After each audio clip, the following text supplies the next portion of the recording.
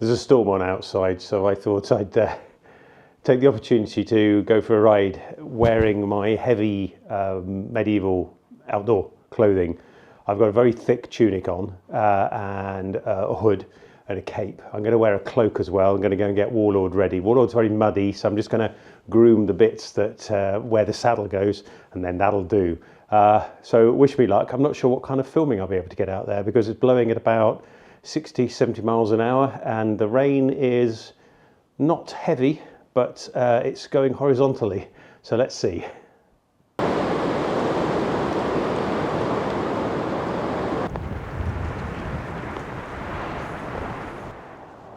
Well, it's not too bad. It's raining reasonably hard, but been in heavier rain. Warlord's fine, if a little muddy. He's clean underneath the saddle where it matters. I've got my hood under my cloak. You may notice that the cloak goes over the top of my hood. That's to keep the hood down. I've found that when you're riding with a medieval hood, you the hood itself sort of flaps up, the mantle of the hood flaps up and gets in your face and gets you cold. But you can see probably from the camera that it's raining quite hard, but I am bodily very warm, not particularly cold. My hands are cold, my face and head is cold, but everything else is staying so far fairly warm.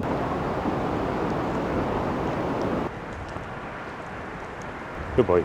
Horses can cope with much lower temperature conditions than human beings, especially with their winter coats intact. A lot of modern horses have their winter coats shaved off, basically, clipped off they call it, and it means that they have less defences naturally.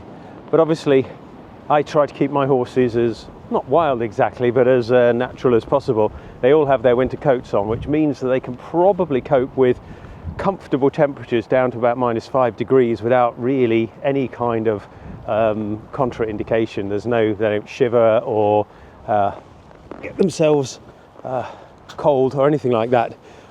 When it gets freezing cold rain and when they're very wet, that can be a problem, and then I would bring the horses in under cover. Some of them live in semi-permanently, really. They get turned out regularly for exercise, but most of them, sort of the stallions for example, need to be kept in because their behaviour can be a little erratic sometimes when they're out in the fields unattended. But broadly speaking, horses are more or less fine in reasonable English weather. If it gets super wet and cold, then you need to take steps, put rugs on them. Obviously if the horse is clipped or is doing sporting events or anything like that, it needs to be looked after a bit more. But my horses don't tend to do that kind of thing, and they're fine. You know, keep an eye on them basically as a responsible horse owner, and do something about it if they look like they're getting distressed. Good boy. Walk on. You're not having any issues at all, are you? Good boy. And my face is cold. I don't think anything else is cold. And I'm starting to smell a bit like a wet dog because all the wool I've got is natural wool and is starting to smell like a damp pet. Might well ask, why am I going out in the pouring rain in a storm? Simple answer is because it's an interesting experience. As long as I stay safe and everything's comfortable, the horses are comfortable, then why not? I'm also checking the farm for fallen trees because I need to be a bit careful that the fallen trees are stable and or know which ones that need to be looked after, brought back down to the ground. Don't look like there have been many so far, but you never know. You look at the boundaries of your land and keep an eye out. And again, I'm sure that's what medieval people started to do. I have noticed with the wind at my back now,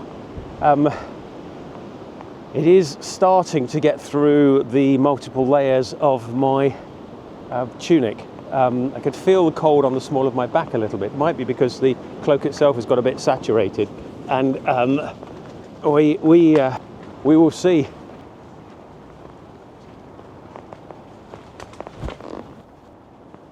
I have to say, I wouldn't really want to be on a long journey in weather like this. I think at the end of a short day's travel in stormy, rainy conditions like this, you'd probably be glad to get out of the wind, glad to get out of the driving cold rain against your face.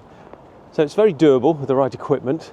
It's going to be slow if you're on foot because medieval shoes are not very grippy, and you're going to be walking in very slippery conditions. On a horse, that's less of a concern. Their hooves seem to dig in a bit more than people's feet, and you'll probably get somewhere fairly quickly on a horse, but you are slightly higher off the ground, which means you get slightly more wind in your face. Right now my face is wet with the rain, and there's quite a wind on it, and that's getting quite cold, especially around here. This is when I would probably pull. That makes a dramatic difference, actually.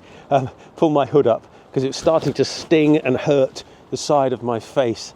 I can ride like this. I could put the hood like this a little back if I wanted more peripheral vision, but that's still catching my face. So if I do this, I am sheltered incredibly well.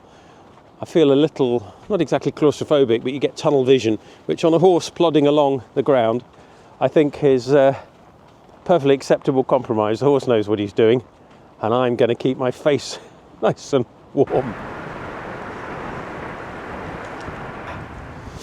Well, you probably guessed this already, but certain directions straight into the wind, cold north wind, are incredibly cold. It's really biting into my face, and riding away from the wind was not too bad, to be honest.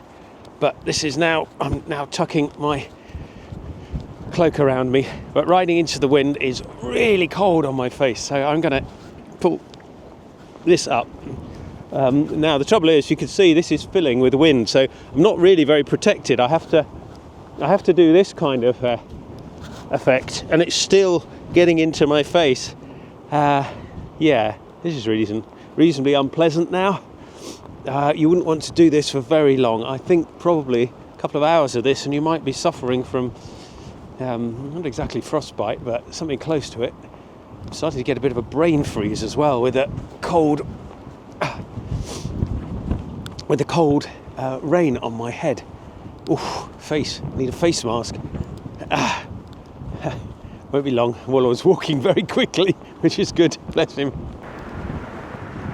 Warlord senses it as well. He's jig-jogging along on his way home to his warm stable. I was going to turn him out, but I think probably I'll put him back in his stable. I think he probably deserves that, and he can go out tomorrow when the storm has passed. I think we're just clipping, not exactly the edge of the storm, but not the main central part of the storm. I think it's been much worse at the coast. But here, I have to say, it is delightful to have an indoor place to shelter. Oh. Yeah, my face, forehead is starting to freeze. Oh, let me try it. Right, I'm riding slightly across the wind. I can't see half my face with the camera. Nose and forehead hurting quite a lot now. It won't be more than 5 minutes before I'm back. This has been an interesting experiment. I think on foot you'd have taken shelter by now. And when you're on a horse, you're going fairly briskly, 4.5, 5 miles an hour. Warlord's jig jogging, probably more like 6 miles an hour, which is the speed of a gentle run, I suppose.